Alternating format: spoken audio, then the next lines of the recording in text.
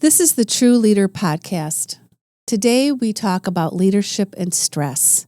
We talk about how important it is to be self-aware, and we share some models to help increase your awareness of your stress level and how to respond to it, so don't miss it.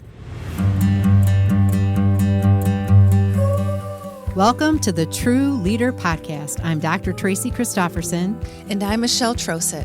We are life and business besties, leadership coaches and mentors, and polarity intelligence experts.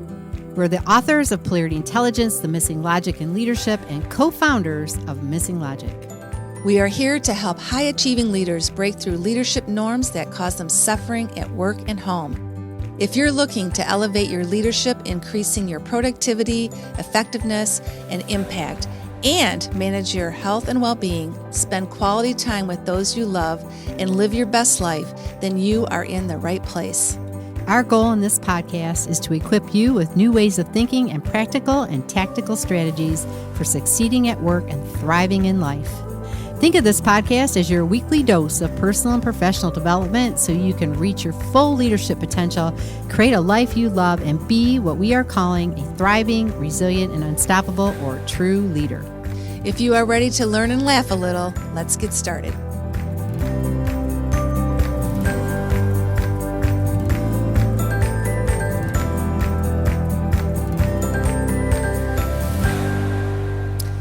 Welcome, everyone, to another episode of the TRU Leader Podcast with Michelle and Tracy.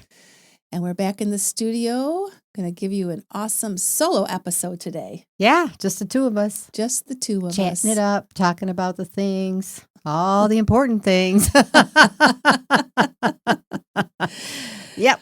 Yeah. So today we're going to talk about a big topic, and we're going to talk about stress and leadership. Imagine that. Stress and everything, I think. Yeah, and the continuum of it, right? Yeah. And it's kind of that awareness of it, the continuum of it. It's everywhere if you choose to see it. You can choose not to see it, not to experience it, I suppose. Yeah. Right? Yeah. So we're going to give you just some things. We've been learning more about it and how we deal with awareness of stress in our lives, and give you some tips. And because it's something that will always be there. I mean, stress never goes away, but it's really how you recognize it and how you manage it, which is really important to become a thriving, resilient, unstoppable leader. So so one of it is just being able to identify what your stress triggers are. And so that's really important. And we do want to avoid burnout and serious health issues. So that's another reason why Tracy and I thought this would be a great topic to bring for you today. Yeah, because your response to it really is what determines how you're going to handle it, right? Mm-hmm. Exactly. It's all about the response to the stress triggers and what triggers you. Yes. Just that awareness. Uh-huh. What is it that stresses you out, Michelle? Besides me. Oh, that's funny. Well, doing this episode, it made me think back to, when did I first learn about stress? And being in healthcare, I just had this flashback of one of the first college courses I took. All healthcare professions had a prerequisite to take a class about the stress response. And it was really the first time I ever even learned about the science behind being stressed. And it was a mandatory class. I remember it was really big. And I remember it just had like this printed off workbook. It wasn't even a book we bought in the bookstore. It had a yellow cover, and it was The Stress Response by scientist Hans Selye. And that was the first time I ever realized that, my body does respond to stress.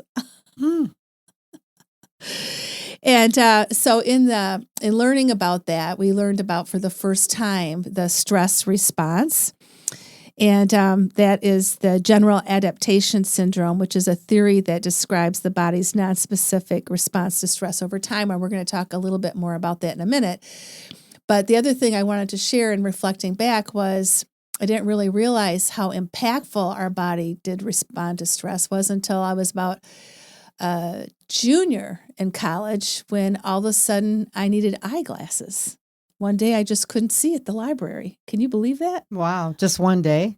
Pretty much. Wow. That would be kind of scary. It was. It was. And come to find out, I had an eye change because it was during one of those final exam times. There was a lot of pressure. And my diagnosis was it all came down to a stress response. Well, I think that's really interesting because my husband's been having some changes, right? And the doctor said, I want you to have your eyes checked because your eyes are the window to the body. Mm-hmm. So I think that just aligns with what you're saying, right? Yeah. The stress showed up in your eyes first, right? Yeah. It's very interesting. Yeah. I've never forgotten that. Yeah. Oh, that's interesting.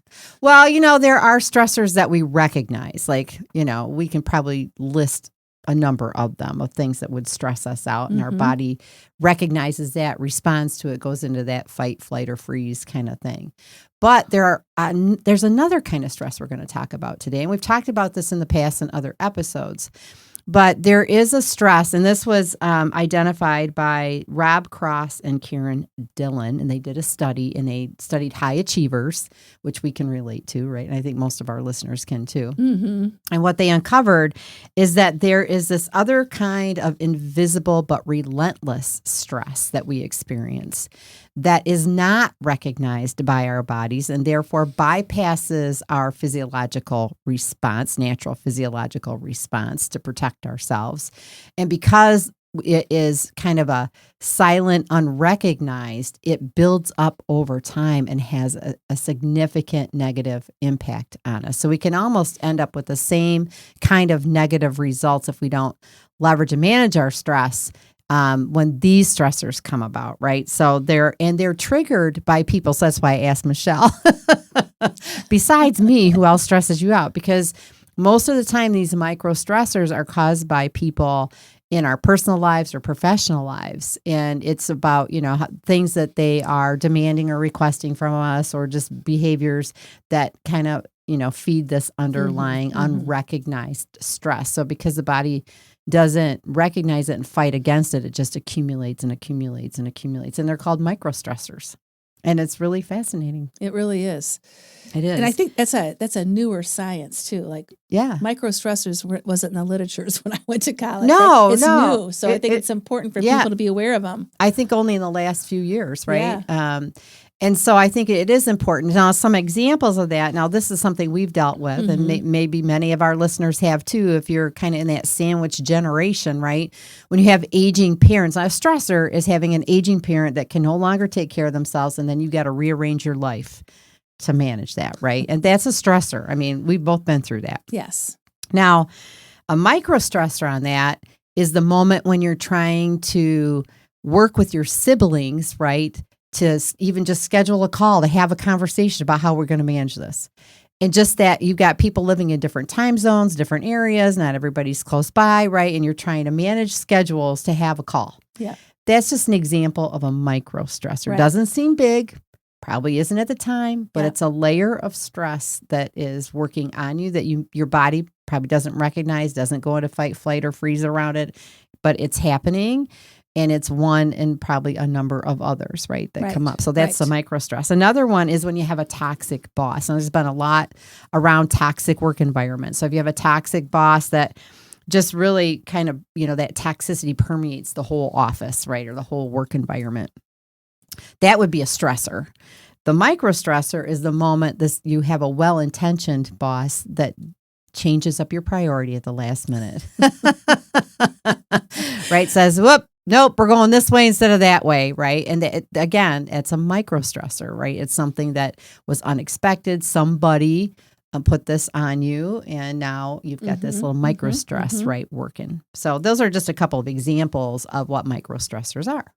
Yeah, and they kind of fly under the radar, but they build up. Oh, over time that's they accumulate. That's what I really appreciate. That's one of those things, like all of a sudden you explode and you don't know why you're exploding, or you have a response and you don't know where it comes. So that's why I think that microstress is so amazing. Now, getting back to the just the general adaptation syndrome, this is overall stress again, but it's important, I think, just to lay the framework for this as well, is there's 3 stages: alarm, resistance, and exhaustion. So when stress occurs, the first stage is really just your immediate reaction. This is when we do go into flight and flight reaction. Like our body knows something is out of whack, I'm in danger, and your heart rate goes up and your sympathetic nervous system kicks in. And you truly do go into that fight and flight response. Mm-hmm. But then the second phase is just resistance. And this is where your body attempts to return to balance. And you can start to feel calmer after a while, and it feels better. But if the cause is still there, it's still going to persist. So you have to be aware of that. And you can have symptoms of fatigue, sleep disturbances, irritability, poor concentration, those types of symptoms still.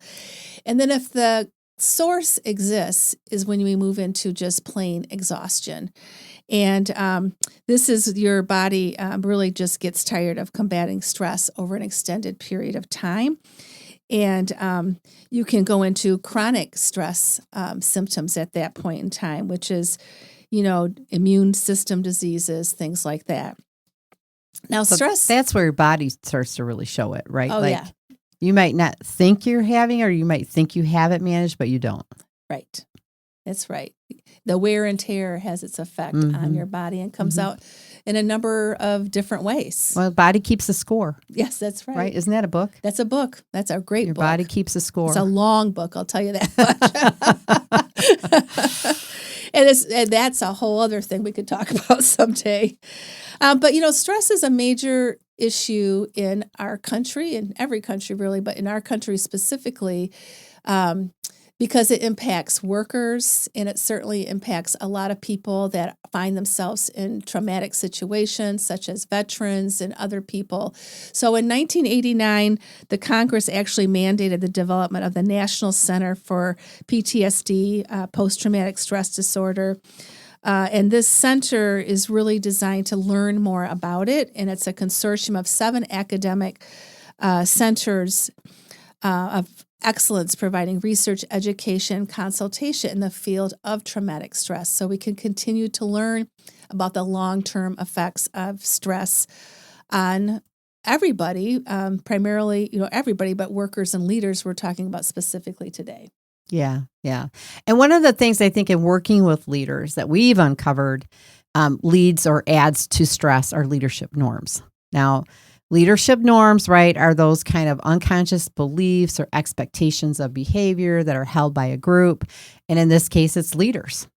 And they're unconscious beliefs that we operate from. We're not even maybe aware of them.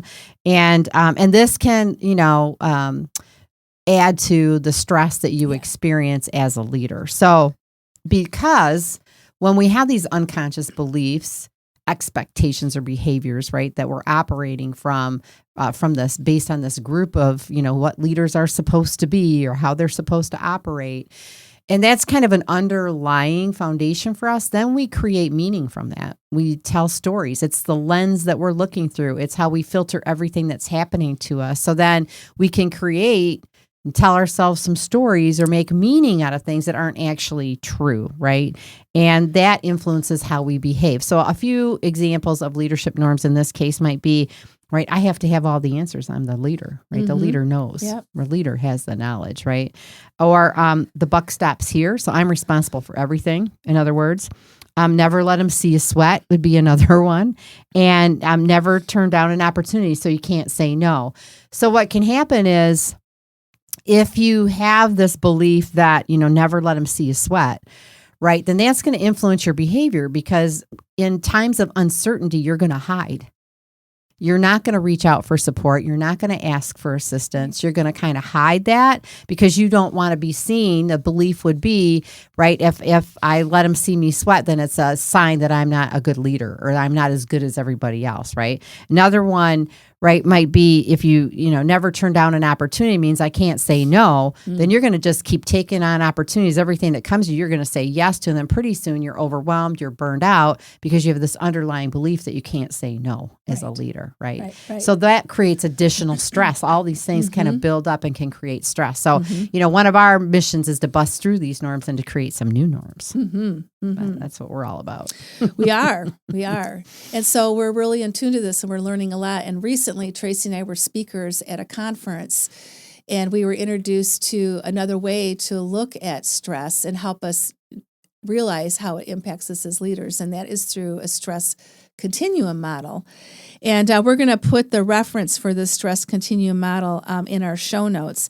But in addition, like microstressors, it helps you realize not only does it exist, but to what extreme is it showing up in my life, and that can really help you protect yourself and make different choices as well. So in the stress continuum, there's actually 4 different levels of stress, and I'm going to go through them really quickly, just kind of highlights them. But basically, it goes from green to red. What a model. Imagine that. Green is good and red is bad. I don't know why that would be. Where did that norm come from? I don't know. But there are 4 stages. And one is just is readiness, and that is green, and that you're ready. You're functioning optimal.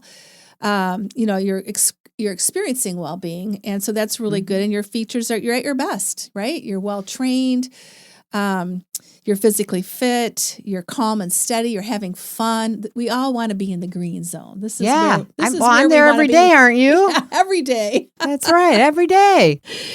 And then you can move into the reacting, which is the yellow zone of stress. And this is when you start to experience triggers and you're starting to sense that there's stress in your life. And it can be mild, it can come and go, but it does always go away because you're still in that yellow stage, and it's relatively a low risk at this point. And some of your symptoms are just feeling irritable, or maybe you're feeling down, losing focus, inability to sleep, feeling that muscle tension, that can occur. Mine always occurs in my upper neck and back, shoulder area. Or maybe you're just not having fun, and that could be a symptom of stress. Yeah, that's a big symptom of stress. Nothing's fun anymore. Nope. Everything's work and heavy, right? But then you can move more to an orange phase. And orange? This is... We have orange on today. Are we in the orange phase? I hope not. Alert. Yeah. And this is where they call it injured. So this is more severe, persistent stress that occurs. It can leave an emotional or mental scar, definitely higher risk.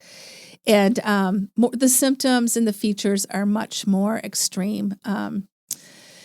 Stronger emotions such as panic, rage, depression, excessive blame and shame, loss of memory, total inability to think. So we're getting in a much more orange danger zone. And then the causes are loss or just inner conflict and turmoil, or again, moving into that excessive wear and tear and its impact that it has on your body. And then the final stage is red, and this is when illness occurs again. So that's again that body keeps the score concept where the stress is persistent. It's unhealed stress injuries, clinical mental disorders, and its features are just reaction to that persistence over time, and severe stress, or it could be severe trauma that puts you into the red zone as well. And the causes are depression, anxiety disorders, PTSD. So that's the really severe one. So there's different stages that you can go through with stress as well that it's really important to be aware of. And one of the things that we really work with leaders on is to be thriving, resilient, stoppable, is to really stay in that green zone, to be ready.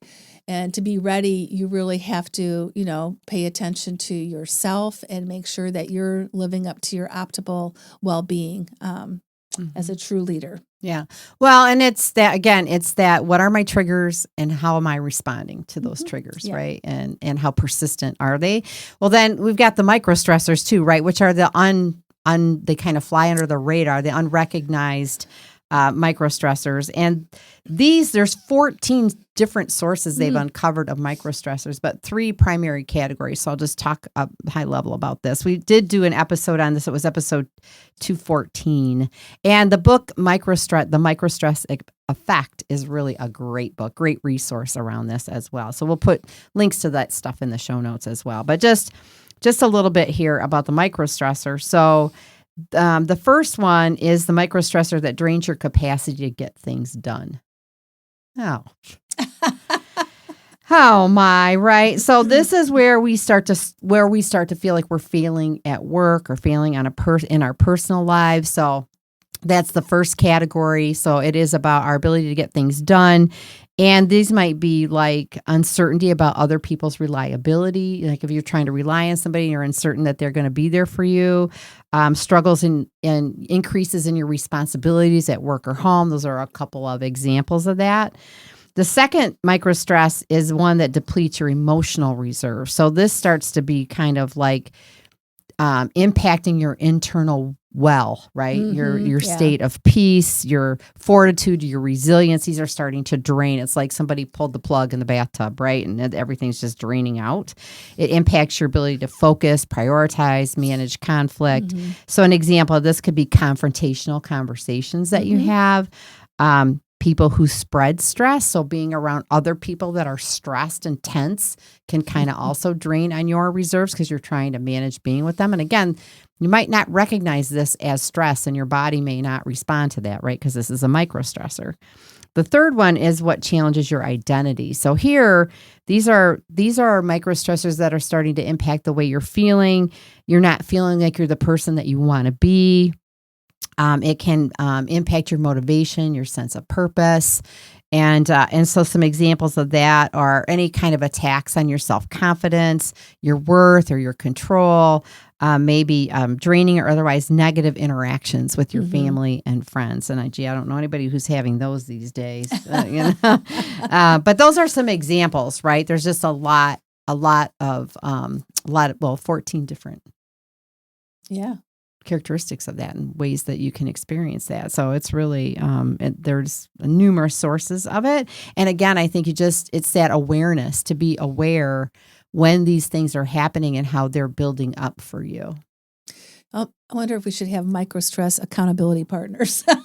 Well, really? Well, and I think the other thing is how we can stress each other, right? Because this comes from people. It does. Most of it comes from interactions with other people. Yeah. And so, you can inadvertently be causing microstress for somebody else without recognizing it. And I think it's not just what's happening to you, it's how you're inflicting that on somebody else, right? Yeah. I know since we first started talking about this, we're more aware of that. We're very much more aware of this. I know Tracy so well. I know what will stress her out. So I'm like, what can I do for Tracy today?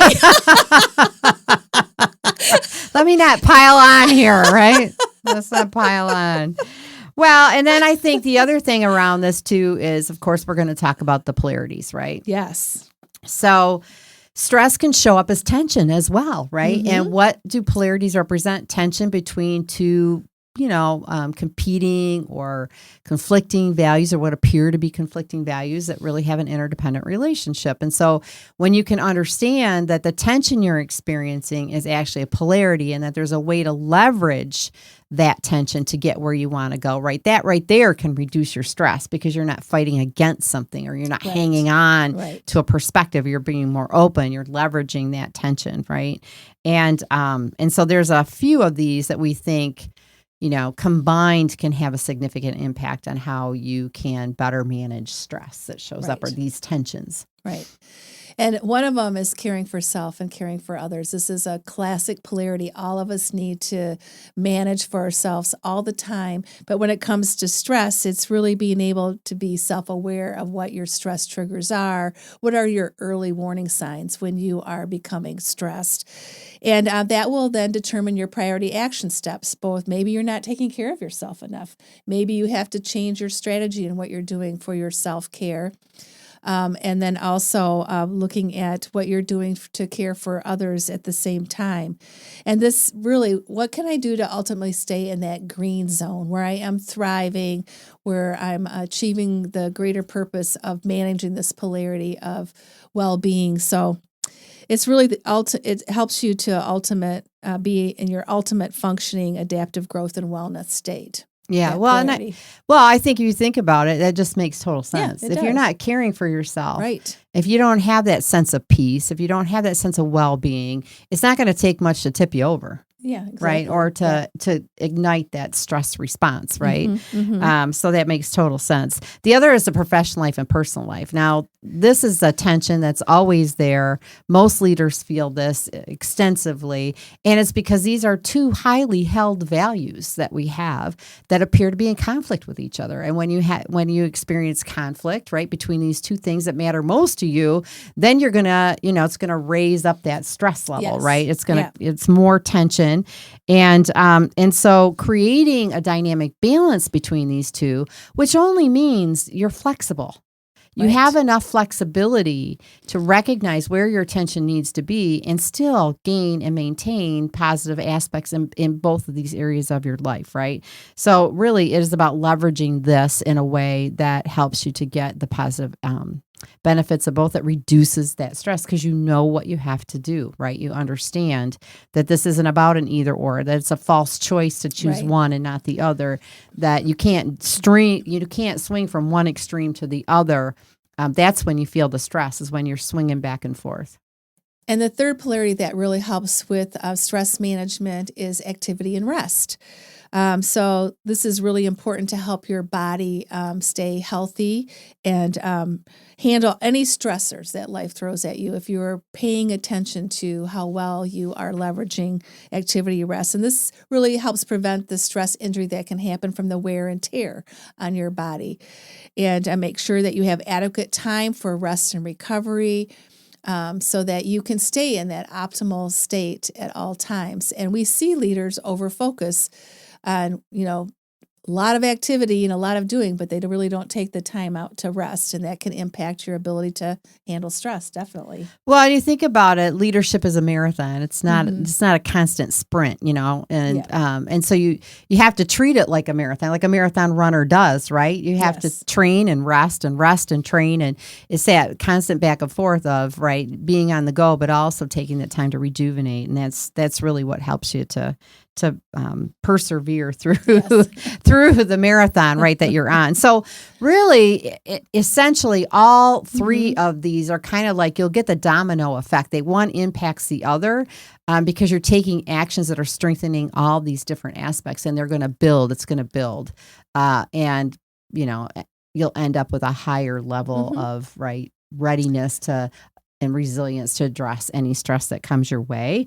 And the best way to deal with the microstressors is to really be polarity intelligent, to leverage these polarities, because remember, the microstressors are flying under the radar. Your body is not responding to them. So when you can leverage a polarity mindset, understand what the tension is and how to leverage that tension. Not all tensions are polarities, but many of them are. And when you can recognize the difference and leverage that tension to your benefit, to positive outcomes, that's, again, going to fill that cup, going to help you feel more resilient. You're going to be able to thrive. The other thing is, because microstressors are typically, come from our interactions with other people, the healthy relationship component of polarity intelligence is essential, because you have to have that foundation. Oh, yeah. When you have a strong foundation, right, then you're going to be able to interact with people differently and may not feel those microstressors as much. And the meaningful dialogue is the ability to sit in that tension when you're experiencing it with somebody else, right? When there is competing, conflicting perspectives, or what appear to be conflicting or competing perspectives, it enables you to have that ability to sit and have deeper conversation, to come up with a deeper meaning and understanding, which again can help to release the stress or the tension that may be building as a result of sitting in that conflict or in that tension with somebody else. So those are just examples of ways to manage the microstressors and how polarity intelligence can really help with that. Yeah, those are really good examples. Setting yourself up for success. Yeah. Right? There's some other things, too, that can help set yourself up for success that Tracy and I practice that just kind of helps you just make sure that you are doing the things that you can do to be in that ready state as well. So one is just self-checks and check in with each other. So just even being aware of, what are my levels of distress right now? Am I having any triggers occur? Identify any immediate risks Sometimes you can even be proactive knowing, well, we got a big week coming up next week. What can we do to be proactive to and support each other as we get ready for those things? And we also do daily intention setting. So we don't let things pile up and react to a lot of different things, but be really intentional on those self-checks and check-ins with each other. The other thing is just making decisions together. And we always say that, sometimes when we have to make a decision, we just remind ourselves, okay, all we got to do is decide. And that's it. I mean, it sounds corny, but it really is that simple. Sometimes we just have to make a decision to move forward. And then the other thing is just deciding who leads what and making decisions. And that could be personally and professionally. Just like to kind of take the example that Tracy shared with, parents. My husband and I both make sure my mother gets taken to doctor's appointments. And if we don't kind of just make decisions, who's going to cover what, it can be stressful. So just making upfront clarity on that. And then we're always asking ourselves, what can we delete, delegate, or automate? Because that can help decrease stress as well. Right. Well, you're not overwhelmed. Right. With too much on your plate. Yeah, exactly. Yeah.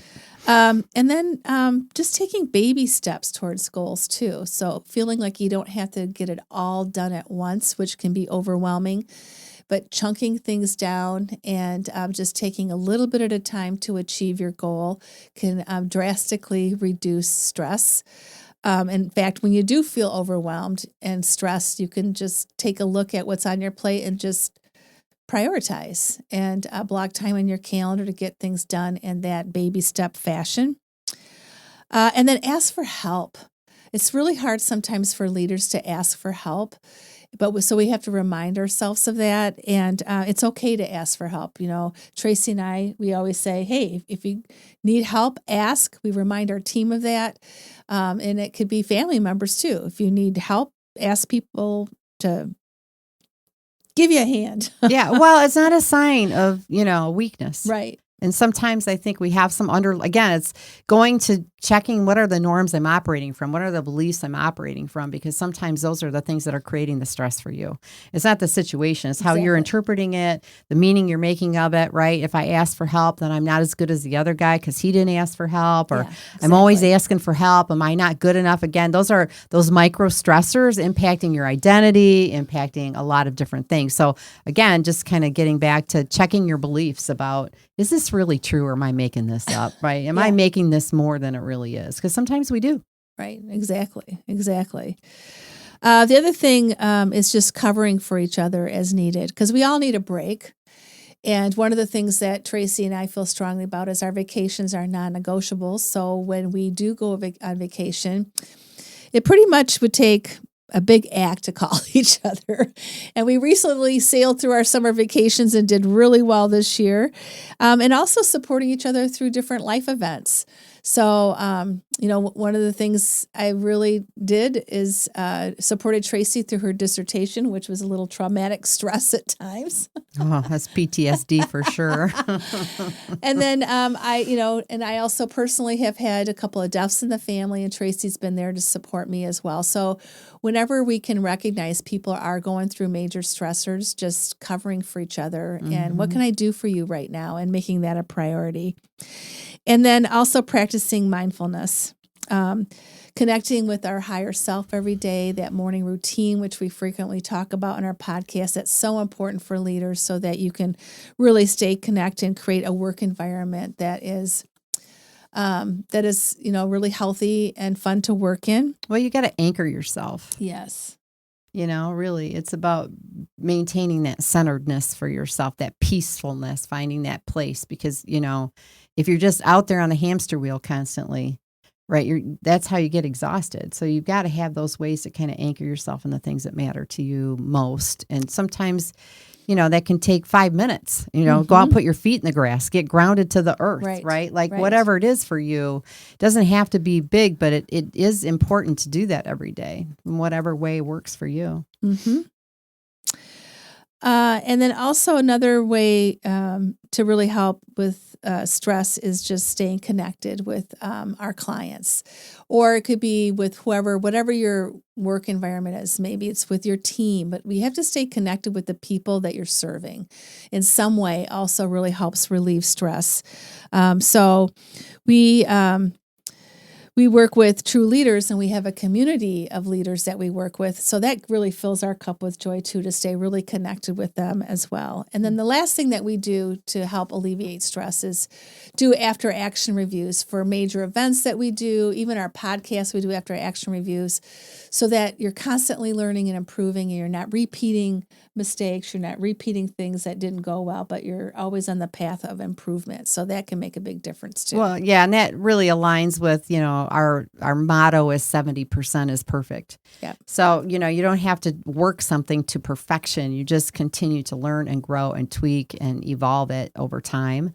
And so nobody is expected to have everything perfect the first time through, right? It's always about, okay, let's learn from this and just keep moving in that constant, growth mindset of we're always going to be learning. Everything's a test. Let's just keep moving.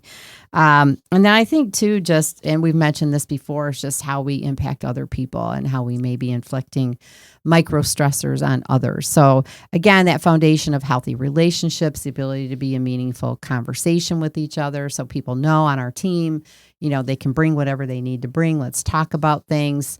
Let's make sure that we're trying to create as much of a stress-free environment as we can, or an environment where stressors can be leveraged and managed easily, and not be bringing anybody down is another thing, I think, just the ways that we work together. Yeah. So it's a big deal, folks. Stress is there, right? And now we know there's a few different kinds of stresses that our body recognizes and responds to, and these microstressors, but they're around us, and our ability to be aware, understand what our triggers are, understand the things that could be potentially stressing us, and then how to respond in a favorable way is what it's all about. And so we're really excited to invite you to a new webinar that we're doing. It's called From Stress to Success, the formula for leaders to excel professionally and personally. And just really in this is really about the formula that we've been using with leaders to help them really excel in their professional life while they live a thriving, fulfilling personal life. And so in the webinar, we share our secret formula for that. And so we really invite you to join us for this free webinar. You can click the link in our show notes and learn more and register to attend. And we'd love to have you there. Yeah, we would love to see you there. So thank you for listening today. That's a wrap. Another episode of the TRU Leader Podcast. And we really appreciate you listening today. And if you got a lot of value out of today's podcast and you're thinking, oh, there's a few people I'd like to share this stress information with, please pass it along. That's how the podcast grows, and it helps us to serve more leaders out there in the world. And make sure to subscribe to our podcast as well so you don't miss an episode. And make sure to watch us on our YouTube channel, the Missing Logic YouTube channel, so that you can see us in the studio. Yeah, and DM us, with any outcomes that you experience from hearing this or, learning more about it. Anything that it has impacted you, let us know. We'd love to hear from you. Absolutely. So until next time, stay safe and stay healthy. Imagine standing at a crossroads where one path is paved with ongoing stress, uncertainty, and the never-ending run on a hamster wheel, and the other path leads to uncharted territories of success, fulfillment, and transformation. Which path would you choose? Our free webinar, From Stress to Success, the formula for leaders to excel professionally and personally, is a bright light illuminating the path for those ready to transform their relationship with stress and step into a realm of professional and personal excellence they've only dreamed of. In a world that often feels like the hamster wheel is spinning faster each day, finding your way off the hamster wheel can seem daunting. Stress, once a silent adversary, has become a loud companion. But what if we told you that the very challenges and pressures you face are not obstacles, but opportunities to grow, lead, and inspire? So what awaits you in this webinar? Well, you're going to learn to see stress not as an enemy, but as a catalyst for growth and leadership. You're going to discover the formula that has helped leaders trade their stress for a new superpower. And you're going to recognize you're not alone, but one in a group of many like-minded leaders on the same journey towards leadership success and personal fulfillment. So why should you attend? Because you're not meant to merely survive, you're designed to thrive. This webinar is for those who feel the stirring of potential within them, but need the roadmap to navigate from where they are to where they want to be. Whether you're an emerging leader, a seasoned professional, or someone passionate about personal and professional growth, this webinar is your first step towards a life where stress fuels your success, not hampers it. So click the link in the show notes and reserve your seat today.